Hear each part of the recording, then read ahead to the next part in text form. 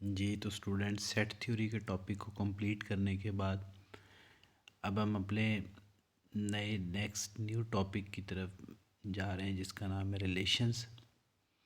और ये भी डिस्क्रीट टॉपिक है, यानी इसका एक मुकम्मल डिपेंडेंसी नहीं होगी सेट थ्योरी पे या उससे पहले जो जो चीज़ें आपने पढ़ी हैं इसकी अपनी डेफिनेशंस होगी और थोड़ा बहुत सेट के हवाला जात रेफरेंसेस हम इसमें यूज़ करेंगे।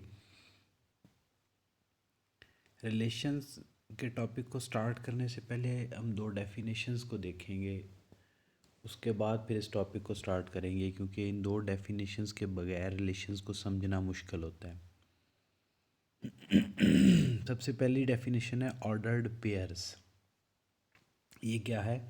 एन ऑर्डर्ड पेयर एक तरतीबवार, एक ब्रैकेट्स में दो पार्ट्स, दो ऑब्जेक्ट्स, डिस्क्रीट ऑब्जेक्ट्स का पेयर जो कि कंसिस्ट होगा of two elements A and B, in which A is the first element and B is the second element.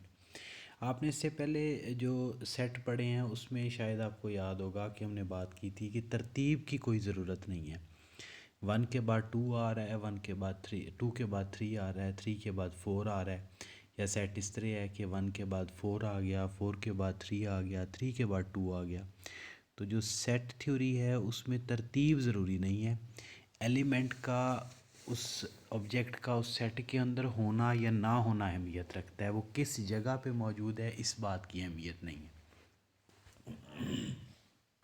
लेकिन जब हम ऑर्डर्ड पेयर की बात करेंगे तो यहाँ पे आप ये समझ लें कि ऐसा सेट जिसमें जो उसकी ऑब्जेक्ट्स हैं, जो एलिमेंट्स हैं, वो किसी न किसी तरतीब के साथ पड़े होंगे, और जो पहले नंबर पे है वो उसके साथ दो चीज़ें अटैच हैं। एक तो उसकी वैल्यू क्या है कि वो क्या चीज़ है, और दूसरी बात ये कि वो कहाँ पर मौजूद है। मसलन हम सेट में कहते हैं वन टू थ्री फोर, तो हमने सिर्फ ये कहा कि इसके ऑब्जेक्ट्स, एक ऑब्जेक्ट वन है, एक ऑब्जेक्ट टू है, एक ऑब्जेक्ट थ्री है, एक ऑब्जेक्ट फोर है। लेकिन यहाँ पे हम कहेंगे कि एक ऑब्जेक्ट वन है और वो पहली जगह पे है, एक ऑब्जेक्ट टू है वो दूसरी जगह पे है, एक ऑब्जेक्ट थ्री है और वो तीसरी जगह पे है। यानी हमने एक ऑर्डर्ड पेयर बनाया ए सी का, तो इसका मतलब है कि दो उसके ऑब्जेक्ट हैं, दो एलिमेंट हैं, एक ए जो पहले नंबर पे है और दूसरा एलिमेंट सी है जो दूसरे नंबर पे। ऑर्डर तरतीब के साथ होंगे। And the ordered pairs A B and C D are equal if and only if A is equal to C and B is equal to D. आपने दो ऑर्डर्ड पेयर्स लिए हैं जिसमें दो एलिमेंट हैं, ए और बी है, और दूसरे के अंदर सी और डी है। इनकी इक्वलिटी क्या है, ये बराबर कैसे हैं?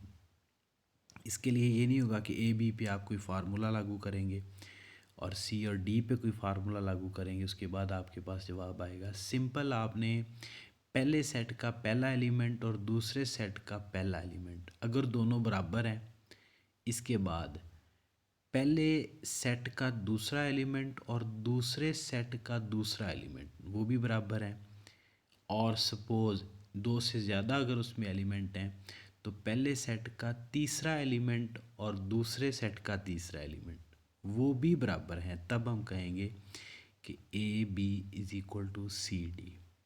यानी ए बी सी डी के बराबर है या नहीं, इस बात का तल्लक ए बी सी डी इन चारों के साथ है, दोनों के साथ नहीं है। ए बी सी डी के साथ नहीं, ए का सी के साथ है, बी का डी के साथ है। ये दो पॉइंट इस स्लाइड में मेंशन किए गए। नेक्स्ट आप एक एग्जांपल देखें, इससे मज़ीद आपको क्लियर हो जाएगा। दो हमने सेट लिए हैं, find x and y given to. पहला आप देखें ब्रैकेट में हम कह रहे हैं पहला एक सेट है two x comma x plus y is equal to, फिर ब्रैकेट शुरू, सिक्स कॉमा टू। दो सेट हैं, पहले सेट के दो हिस्से हैं, पहले हिस्से का नाम है टू एक्स, दूसरे हिस्से का नाम है एक्स प्लस वाई, और दूसरे सेट में भी दो पार्ट्स हैं, दो एलिमेंट हैं, पहले एलिमेंट का नाम टू है और दूसरे का नाम थ्री है। हमने बताना है कि ये दोनों बराबर हैं या नहीं, और एक्स और वाई की वैल्यू भी निकालनी। As we see earlier, first should be equal to first and second equal to second. So we obtain the equation. तो पहले हम दो इक्वेशंस निकाल लेंगे। 2x, अब देखें पहली ब्रैकेट्स के अंदर जो दो ऑब्जेक्ट हैं उसमें पहला है 2x, और जो दूसरी ब्रैकेट्स हैं इक्वल के बाद उसमें पहला ऑब्जेक्ट है 6। तो अब इसके पहले एलिमेंट को दूसरे सेट के पहली एलिमेंट के बराबर कर दें तो 2x इज इक्वल टू 6, ये पहली कोटेशन बन गई। और पहले सेट में जो दूसरा एलिमेंट है y, उसको x प्लस वाई, उसको आप बराबर रखेंगे दूसरे सेट के दूसरे एलिमेंट 2 के साथ, तो वो इक्वेशन नंबर 2 बन गई x plus y is equal to 2।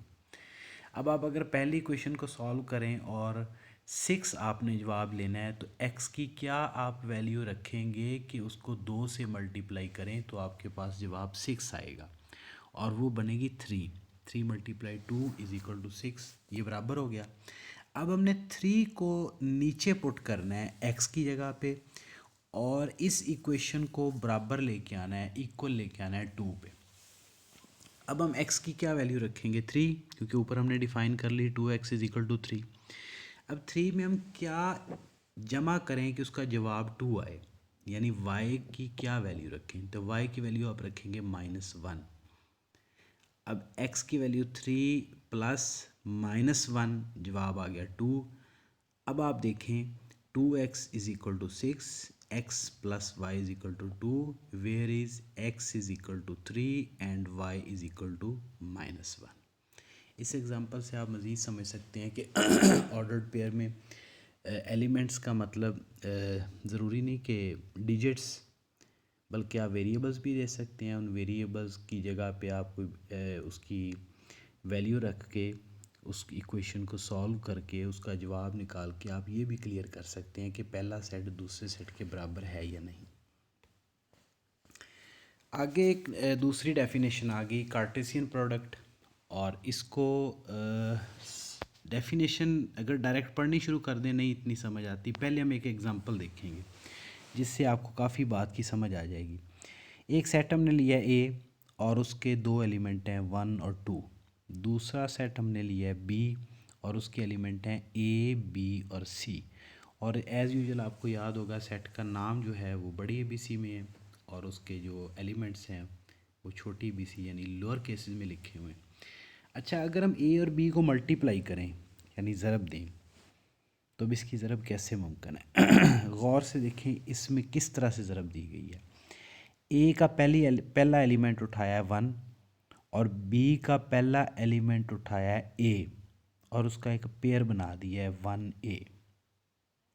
फिर ए सेट में 1 को फिर उठा लिया और उसको बी सेट के दूसरे एलिमेंट बी के साथ एक पेयर बना दिया और वो बन गया 1b। ए में से फिर 1 को उठाया और बी सेट का आखिरी एलिमेंट रह गया, उसके साथ उसको पेयर बना दिया और वो बन गया 1c।